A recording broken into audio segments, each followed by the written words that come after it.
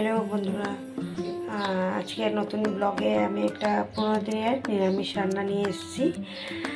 এখানে দেখতে পাচ্ছেন, এখানে কিছু ঝিঙ্গা কাটা আছে, এখানে কিছু কাটল বিচি কাটা আছে, যেটা আজকে আমি ঝিঙ্গা দিয়ে কাটল বিচি দিয়ে বানাবো।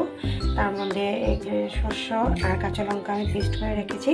তো আপনারা দেখতে থাকুন রেসিপিটা, যেটা খুব সহজ রেসিপি কিন্তু খেতে খুব সুস্বাদু। এখন আমার তেলটা গরম হয়ে গেছে। এই রান্নাটা একটু বেশি তেল প্রয়োগ করবো আমি, যেহেতু শস্য আমি দেবো, শস্য দিয়ে হবে। তো এখানে আমি দিয়ে দিচ্ছি কালো জিরে, এবং তার সঙ্গে আমি ঝিঙ্গেটাও দিয়ে দিলাম। ঝিঙ্গে আর কাটল বিচি দুটোই আমি একসঙ্গে দিয়ে দিলাম, কেন আলাদা আলাদা করে দেওয়ার দরকার নেই। ঝিঙ্গের জলেই কাটল বিচিটা সব হয়ে যাবে। বন্ধুরা, এই রেসিপিটা আমার মায়ের রেসিপি, আমার মা অনেক ভালো করে বানাতো, আজকে আমি আপনাদের বানিয়ে দেখাচ্ছি। দিয়ে দিয়েছি হলুদ আর নুন। এবার আমি এটাকে ভালো করে ফ্রাই করে নেব। এই যে দেখুন, আমার সবজিটা ভাজা ভাজা হয়ে এসেছে। আমি এটাকে ঢেকে অল্প ঢেকে আমি ভাজা করে নিয়েছিলাম।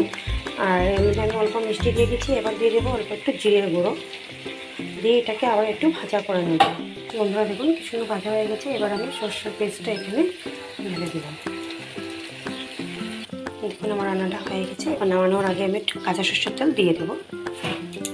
আমি আগে কাঁচা সরষের তেল দিয়ে দিলাম, যেহেতু সর্ষের রান্না কাঁচা সরষের তেল লাস্টে দিলে রান্নাটার স্যান্টটা খুব ভালো হয়ে আসে।